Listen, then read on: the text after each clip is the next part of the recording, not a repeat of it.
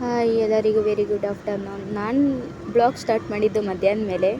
ಏನಕ್ಕೆ ಮಧ್ಯಾಹ್ನ ಮೇಲೆ ಅಂದರೆ ಆಫ್ಟರ್ ಲೀವ್ ತೊಗೊಂಡು ಊರಿಗೆ ಹೋಗ್ತಿದ್ದೆ. ಏನಕ್ಕೆ ಊರಿಗೆ ಅಂದರೆ ಊರಲ್ಲಿ ಜಾತ್ರೆ ಇತ್ತು, ಸೊ ಅದಕ್ಕೋಸ್ಕರ ಆಫ್ಟರ್ ಲೀವ್ ತೊಗೊಂಡು ಹೋಗ್ತಿದ್ದೆ ಊರಿಗೆ. ಹಾಸ್ಪಿಟಲಿಂದ ಬಿಟ್ಟು ವಿಧಾನಸೌಧ ಆಪೋಸಿಟ್ ಹಿಂದೆ ರೋಡಿಂದ ಅಲ್ಲಿಗೆ ಹೋಗಬೇಕು ಬಸ್ ಹತ್ತಕ್ಕೆ. ಬಸ್ ಹಾಫ್ ಆನ್ ಅವರ್ ಅದು ಬರಲಿಲ್ಲ. ಹೋದ್ಮೇಲೆ ಅದು ಬಸ್ ಒಂದು ಬಂತು, ಅದು ನೋಡಿದ್ರು ಫುಲ್ಲು ರಶ್ ಆಗಿತ್ತು, ಮಧ್ಯಾಹ್ನ ಬೇರೆ ಅಲ್ಲ, ಸೊ ಅದಕ್ಕೋಸ್ಕರ ರಶ್ ಇತ್ತು. ಅದಾದಮೇಲೆ ನಮ್ಮೂರಿಗೆ ಒತ್ತನ ಅಂದ್ಬಿಟ್ಟು ಮೆಜೆಸ್ಟಿಕ್ಕಿಗೆ ಬಂದೆ. ಮೆಜೆಸ್ಟಿಕ್ಕಿಂದ ಬಸ್ ಹತ್ಕೊಂಡು ಆಲ್ರೆಡಿ ಇತ್ತು ಬಸ್ ರೆಡಿ, ಬಸ್ ಹಂಗೆ ಹತ್ಕೊಂಡು ಟಿಕೆಟ್ ತೊಗೊಂಡು ಹೊರಟೆ. ನಮ್ಮೂರ ಕಡೆ ಹೋಗಬೇಕು ಅಂದರೆ ಯಾವ ತುರುವೇಕೆರೆ ಬಸ್ ಹತ್ತಬೇಕು. ನಮ್ಮೂರಿಗೆ ಹೋಗಬೇಕು ಅಂದರೆ ಅಲ್ಲಿಂದ ಇನ್ನೊಂದು ಬೇರೆ ಊರಲ್ಲಿ ಪಕ್ಕ ಊರು ಇಳ್ಕೊಂಡು ಸ್ಟಾಪ್ ಕೊಡ್ತಾರೆ, ಅಲ್ಲಿ ಇಳ್ಕೊಂಡು ಅಲ್ಲಿಂದ ಹಂಗೆ ಹೋಗಬೇಕು. ನಮ್ಮೂರು ಎಲ್ಲರಿಗೂ ಗೊತ್ತಿಲ್ಲ ಅಂದರೆ ಆ ಊರು, ನಮ್ಮೂರ ನೇಮ್ ಬಂದು ಕುದೂರು ಅಂತ, ಮಾಗಡಿ ಪಕ್ಕ ಇರೋದು. ಹೋಗ್ಬೇಕಾದ್ರೆ ಫುಲ್ಲು ಟ್ರಾಫಿಕ್ಕು. ನಾನು ಇದ್ದು ಬಿಸಿಲು ಆಪೋಸಿಟೇ ವಿಂಡೋ ಪಕ್ಕನೇ ಕುತ್ಕೊಂಡಿದ್ದೆ, ಆಗ್ತಿರ್ಲಿಲ್ಲ, ಏನೂ ಇಲ್ಲ. ಸಖತ್ತಿತ್ತು.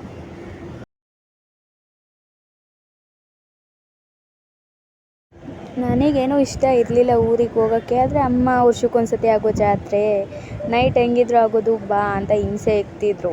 ಸೊ ಅದಕ್ಕೋಸ್ಕರ ಹೋದೆ, ಆರಾಮಾಗಿ ಹೋದೆ. ಇನ್ನೇನು ಸೀಟಿತ್ತು ಅಂತ ನಮ್ಮೂರ ಪಕ್ಕ ಬಂದು ಅಲ್ಲಿ ಸೋಲೂರು ಅಂತ ಊರಲ್ಲಿ ಬಂದು ಇಳಿದೆ. ಬಸ್ ಬಂತು ಅಷ್ಟೊತ್ತಿಗೆ, ಹತ್ಬಿಟ್ಟು ಬಸ್ಸು ಎಲ್ಲ ಖಾಲಿ ಇತ್ತು. ಅದು ಅಲ್ಲಿಂದ ಬಿಡ್ತು ಬಸ್ಸು. 5 ಮಿನಿಟ್ಸ್ ನಿಲ್ಲಿಸ್ತಾರೆ, ಅಲ್ಲೇನು ಜಾಸ್ತಿ ಹೊತ್ತಿಲ್ಲ. ಹೊಳ್ತು ಬಸ್ಸು. ಆ ಕಡೆ ಎಲ್ಲ ನೋಡಿ ತುಂಬ ದಿನ ಆಗಿತ್ತು, 15 ಡೇಸ್ಗೊಂದ್ಸತಿ ಊರಿಗೆ ಹೋಗ್ತೀನಲ್ಲ, ಒಂಥರ ಹೊಸ ಥರ ಇತ್ತು. ಆಮೇಲೆ ಇನ್ನೇನು ನಮ್ಮ ಊರಿಗೆ ಬಂದು ಎಲ್ಲ ಫುಲ್ ಎಲ್ಲೇ ನೋಡಿದ್ರು ಬ್ಯಾನರ್ಸ್. ನಮ್ಮಮ್ಮ ಅಂದರೆ ಒಂದಷ್ಟು ಬ್ಯಾನರ್ ಹಾಕಿದ್ರು ಈ ಸತಿ ನಮ್ಮ ಊರಲ್ಲಿ. ಯಾವ ವರ್ಷನೂ ಅಷ್ಟೊಂದು ಹಾಕಿರಲಿಲ್ಲ, ಆದರೆ ಈ ಸತಿನೇ ತುಂಬ ಹಾಕಿದ್ರು. ಹೆಂಗೋ ಬಂದು ನಮ್ಮ ಊರಿಗೆ ತಲುಪಿದ್ದು ಬಂದು 4 o'clock ಆಗಿತ್ತು. ಅಲ್ಲಿ 2 o'clock ಬಿಟ್ಟಿದ್ದು, 4 o'clock ಬಂದು ನೋಡಿ ಫೀಲ್ಡೆಲ್ಲ ನೋಡಿದ್ರೆ ಫುಲ್ಲು ಅಂದರೆ ಚಿಕ್ಕ ಮಕ್ಳು ಆಟ ಆಡೋದೆಲ್ಲ ಹಾಕಿದ್ರು. ನಾನು ಅದನ್ನು ನೋಡ್ಕೊಂಡು ಈ ವರ್ಷ ನಾನು ಆಡೋಕ್ಕಾಗಲ್ಲ ಅಂದ್ಕೊಂಡು ಈ ವರ್ಷವೇ ಹಾಕಿದ್ದು. ಸೊ ಪ್ರತಿ ವರ್ಷ ಏನು ಆಗ್ತಿರ್ಲಿಲ್ಲ, ಈ ವರ್ಷವೇ ಹಾಕಿದ್ರು ಅದನ್ನು. ನಾನು ಹಂಗೆ ಅಂದ್ಕೊಂಡು ಬಂದು ಸೀದಾ ಮನೆ ಹತ್ರ ಬಂದೆ.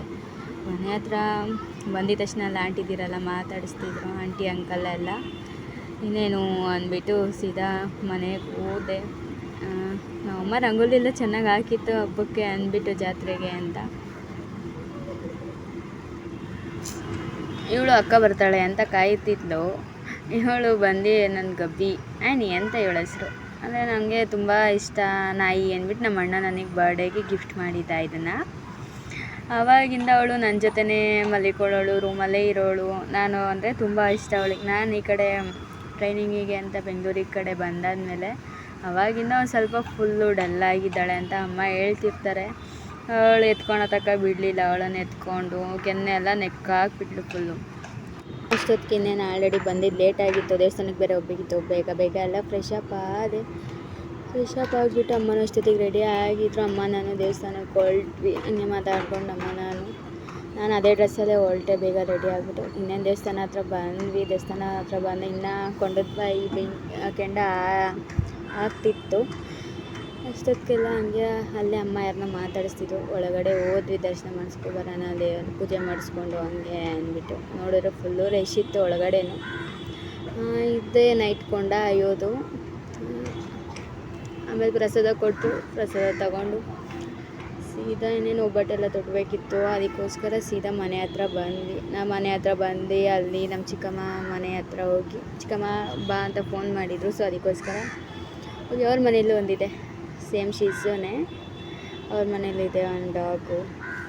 ಅದನ್ನು ಕರ್ಕೊಂಡು ಅವೆರಡು ಕಿತ್ತಾಡ್ತಿದ್ವಿ ಫುಲ್ಲು.